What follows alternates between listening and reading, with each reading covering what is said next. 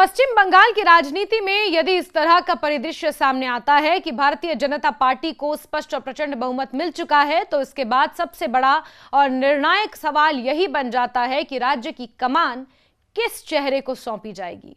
आजादी के बाद से अब तक ये पहला मौका है जब भारतीय जनता पार्टी ने श्यामा प्रसाद मुखर्जी के गृह राज्य पश्चिम बंगाल में अपनी सरकार बनाई है प्रचंड बहुमत के साथ।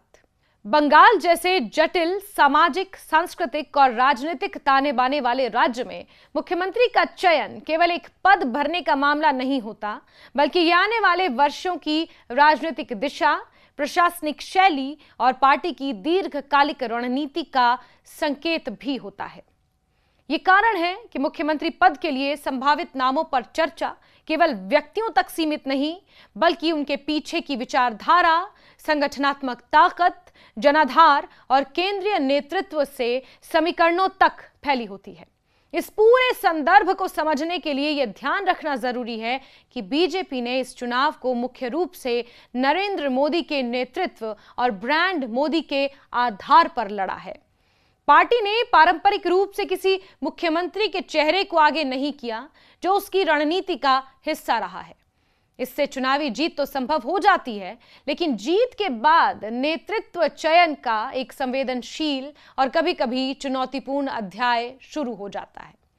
पश्चिम बंगाल में यह चुनौती और भी ज्यादा बड़ी हो जाती है क्योंकि यहां लंबे समय तक क्षेत्रीय राजनीति का दबदबा रहा है और ममता बनर्जी जैसी एक मजबूत नेत्री के सामने संगठन को खड़ा करना अपने आप में एक बड़ी उपलब्धि मानी जा रही है। अब जब सत्ता का दरवाजा खुल चुका है, तो बीजेपी के सामने यह तय करना है कि क्या वो एक ऐसे चेहरे को आगे बढ़ाए जो आक्रामक राजनीतिक शैली के लिए जाना जाता है, या फिर किसी अपेक्षाकृत संतुलित और संगठनात्मक नेता को चुने जो प्रशासनिक स्थिरता दे सके। इसी संदर्भ में शुवेंदु अधिकारी का नाम सबसे प्रमुखता से उभर कर सामने आता है। शुवेंदु अधिकारी का राजनीतिक सफर और उनकी हालिया जीत उन्हें इस दौड़ में सबसे आगे खड़ा कर रही है। एक समय में तृणमूल कांग्रेस के प्रमुख रणनीतिकारों में शामिल रहे शुवेंदु अधिकारी ने जिस तरह से राजनीतिक पाला बदला और उसके बाद चुनावी मैदान में खुद को साबित किया, वो उन्हें जॉइंट किलर की छवि देता है।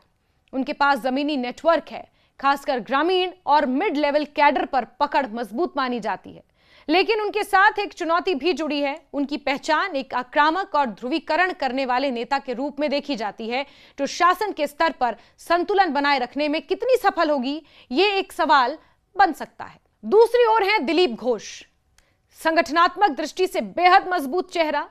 बंगाल में बीजेपी के विस्तार का जो आधार तैयार हुआ, उसमें दिलीप घोष की भूमिका को नजरअंदाज नहीं किया जा सकता। उन्होंने उस दौर में पार्टी को खड़ा किया जब बंगाल में बीजेपी एक हाशिए की ताकत मानी जाती थी। घोष का कद संगठन में मजबूत है, कार्यकर्ताओं के बीच लोकप्रिय हैं। हालांकि उनकी छवि भी कई बार विवादास्पद बयानों के कारण कठोर और टकरावपूर्ण रही है।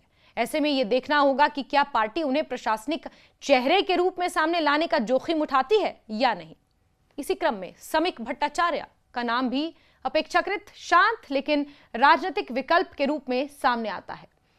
समीक भट्टाचार्य की ताकत, उनकी वैचारिक स्पष्टता, संगठन के साथ गहरे जुड़ाव है। राष्ट्रीय स्वयंसेवक संघ की पृष्ठभूमि, बंगाली समाज की समझ उन्हें एक संतुलित विकल्प बनाती है। अगर पार्टी यह संदेश देना चाहती है कि केवल राजनीतिक आक्रामकता ही नहीं बल्कि प्रशासनिक स्थिरता और सांस्कृतिक सामंजस्य पर भी ध्यान देगी, तो भट्टाचार्य जैसा चेहरा उनके लिए उपयुक्त हो सकता है। हालांकि उनकी जन अपील उतनी व्यापक नहीं मानी जाती जितनी कि कुछ अन्य नेताओं की है।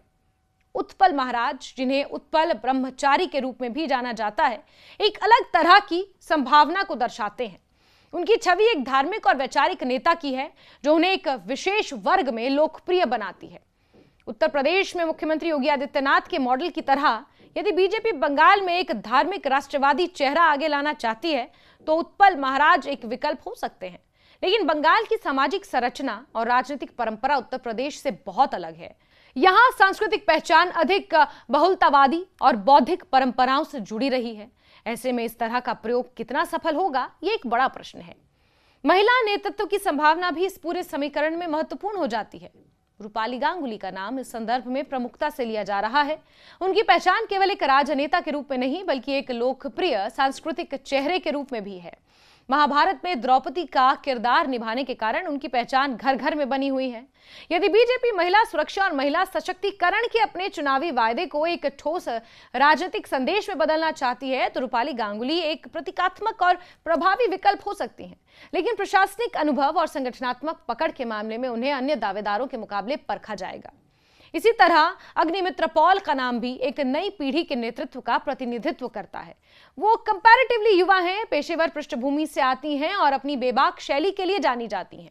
अगर पार्टी ये संकेत देना चाहती है कि वो एक नए नेतृत्व को आगे बढ़ाने के लिए तैयार है और बंगाल में एक नई राजनीतिक संस्कृति स्थापित करना चाहती है तो अग्निमित्रा पॉल का चयन एक साहसिक कदम बीजेपी के लिए हो सकता है। हालांकि यह भी ध्यान रखना होगा कि क्या वो इतने बड़े राज्य के प्रशासनिक बोझ को संभालने के लिए पर्याप्त अनुभव रखती हैं या नहीं। इन सभी नामों के बीच एक महत्वपूर्ण तत्व केंद्रीय नेतृत्व की प्राथमिकता भी है। अमित शाह ने चुनाव प्रचार के दौरान यह स्पष्ट किया था कि मुख्यमंत्री बंगाल का बेटा होगा, यानी स्थानीय जमीनी बंगाली समाज से गहराई से जुड़ा हुआ नेता। यह बयान अपने आप में एक राजनीतिक संदेश था जिसका उद्देश्य यह दिखाना था कि बीजेपी बाहरी पार्टी नहीं, स्थानीय आकांक्षाओं को समझने वाली शक्ति है। इसलिए यह लगभग तय माना जा सकता है कि पार्टी किसी बाहरी या पैराशूट उम्मीदवार को तो नहीं लाएगी। इस पूरे परिदृश्य को एक व्यापक राजनीतिक नजरिए से देखें तो मुख्यमंत्री का चयन केवल व्यक्तियों के बीच का चयन नहीं है बल्कि 3 अलग अलग मॉडल्स के बीच चुनाव है।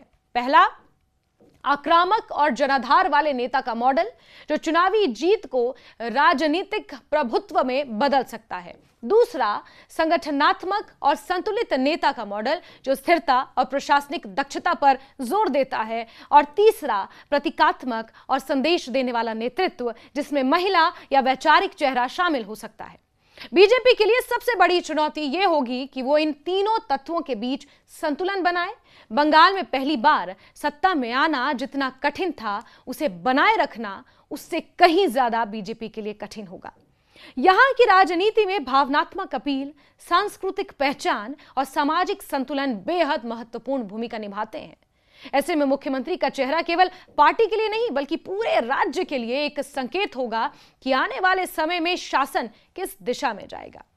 ये कहा जा सकता है कि मुख्यमंत्री के चयन में अंतिम निर्णय केंद्रीय नेतृत्व की रणनीतिक सोच पर निर्भर करेगा, जिसमें चुनावी गणित, संगठनात्मक मजबूती और भविष्य की राजनीतिक संभावनाओं का समावेश होगा। चाहे वो सुवेंदु अधिकारी हों, दिलीप घोष हों, समीक भट्टाचार्य हों, उत्पल महाराज हों, रूपाली गांगुली या अग्निमित्रा पॉल, हर नाम अपने साथ एक अलग राजनीतिक संदेश और संभावित दिशा लेकर आता है। यही इस पूरी बहस को दिलचस्प और महत्वपूर्ण भी बनाता है, क्योंकि ये केवल एक पद का चयन नहीं है बल्कि बंगाल की नई राजनीतिक कहानी की शुरुआत है।